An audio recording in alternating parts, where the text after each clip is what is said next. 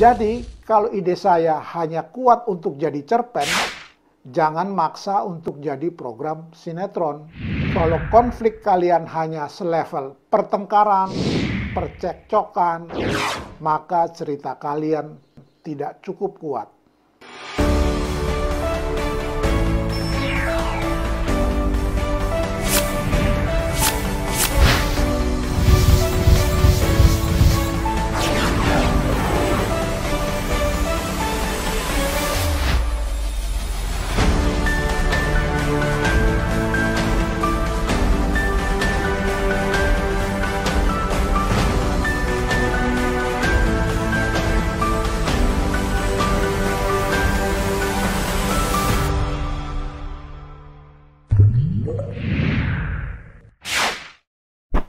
Halo writer semua, apa kabar?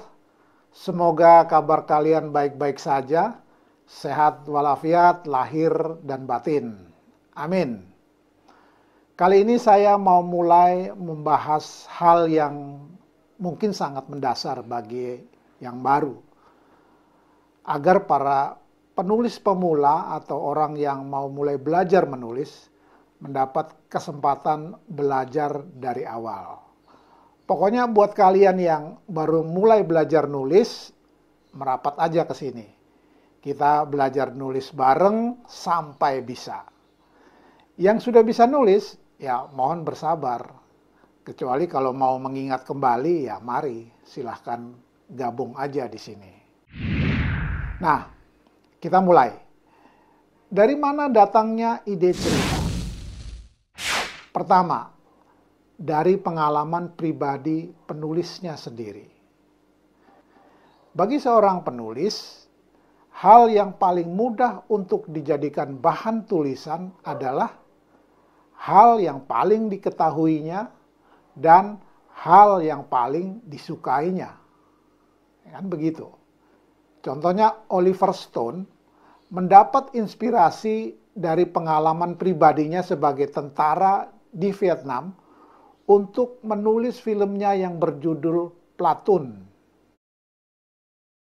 Lalu yang kedua, dari imajinasi penulisnya.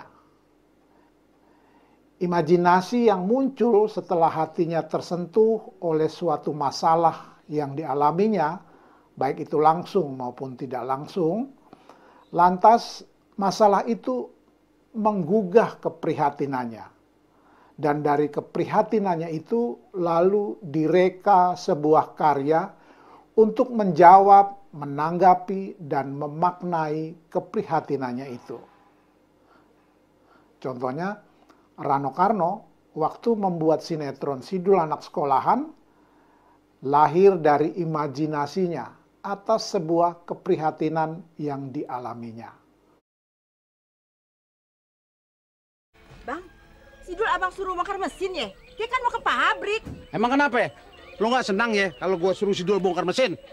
Lo senang kalau misalnya mobil gue nggak ada terus? Bukannya begitu sih bang. Diem lo.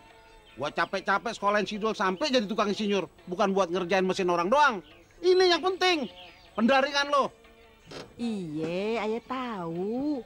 Tapi Sidul ntar ketelatan bang. Gue nggak mau tahu mau telat kayak mau apa masa bodoh. Udah deh, udah nggak usah ribut deh. Aduh, ntar dibetulin deh. Lu. Mogok lagi toh. Kasian. Wong ya oplet sudah tua ya wajar toh kalau mogok-mogok melulu ya be ya. Apa lo bilang? Oplet gue mogok mulu. Sewe rumah lo tuh yang sering mogok. Ngomong sembarangan. Lalu yang ketiga, berdasarkan literatur lain atau yang sering disebut adaptasi. Jadi misalnya ada sinetron yang mengadaptasi cerita dari novel. Contohnya ya sinetron Carmila, Lupus, Ayat-Ayat Cinta, itu dari novel. Ada sinetron yang mengadaptasi cerita dari sandiwara radio. Misalnya Tutur Tinular, Mahkota Mayangkara, itu pernah dibuat sinetron. Ada juga yang mengadaptasi cerita dari artikel majalah, misalnya Rahasia Ilahi, Oh Mama, Oh Papa, itu dari majalah. Dan ada juga yang mengadaptasi dari film untuk sinetron, misalnya sinetron Heart atau Ada Apa Dengan Cinta. Nah, writer semua itulah sumber atau asal datangnya sebuah ide cerita. Lantas, setelah ide cerita lalu apa? Berikutnya adalah membuat konsep cerita. Loh, tadi ide cerita, lalu sekarang konsep cerita, apa bedanya? Ide cerita adalah ide yang muncul secara spontan, yang dianggap menarik, lalu disimpan tanpa mengolah lebih jauh. Jadi masih bersifat kasar dan umum. Sedangkan konsep cerita adalah ide cerita yang sudah diberi sentuhan kreatif oleh si penulis dan juga tuntutan komersialnya. Oleh karena itu, konsep cerita sudah jelas peruntukannya, yaitu untuk seorang produser di sebuah production house atau PH. Sekarang mari kita lihat bagaimana caranya membuat konsep cerita. Pertama, kita harus menakar dulu ide cerita yang saya punya. Maksudnya itu, apakah ide cerita yang saya punya bisa menjadi amunisi yang cukup kuat dan cukup banyak untuk dibuat cerita sepanjang satu musim atau satu season. Sebagai catatan, satu musim untuk program sinetron mingguan adalah 26 episode. Nah, sedangkan satu musim untuk program sinetron harian atau stripping adalah 30 episode.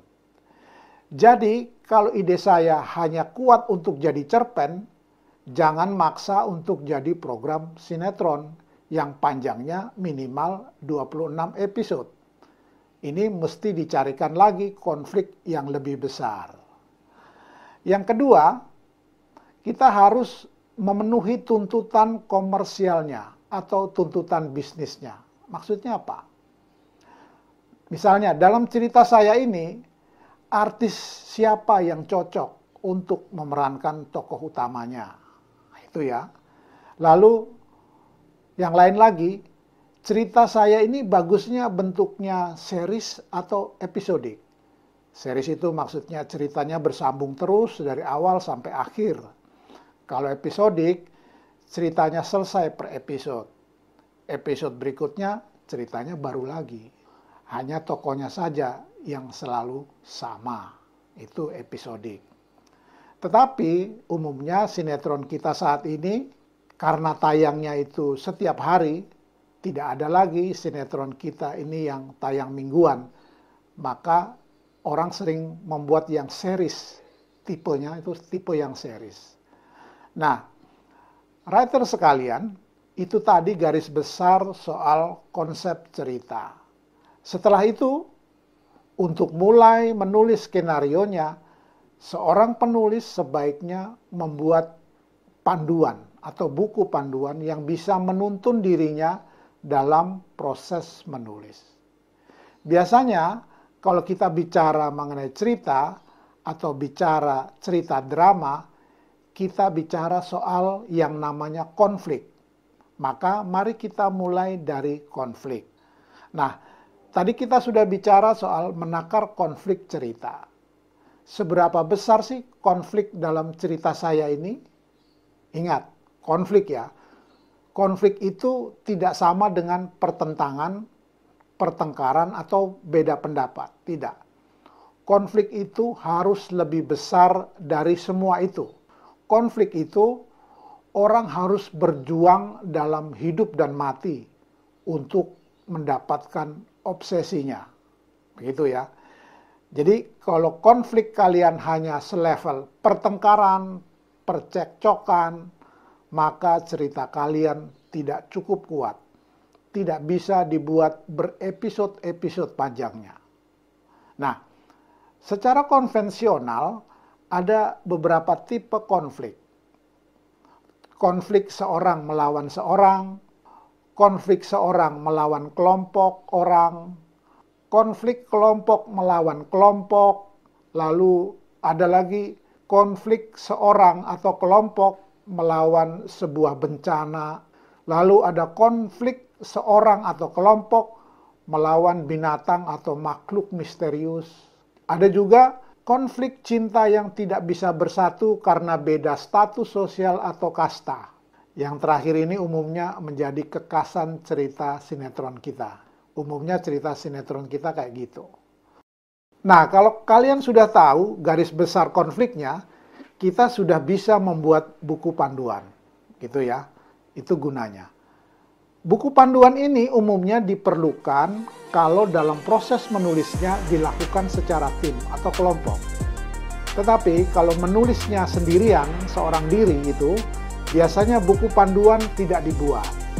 Tetapi kalau saya pribadi sih, saya tetap membuat buku panduan. Karena supaya memudahkan saya dalam proses penulisan. Begitu. Nah, bagaimana caranya membuat buku panduan? Lalu, apa saja yang harus ada di dalam buku panduan? Nongkrong terus di channel ini.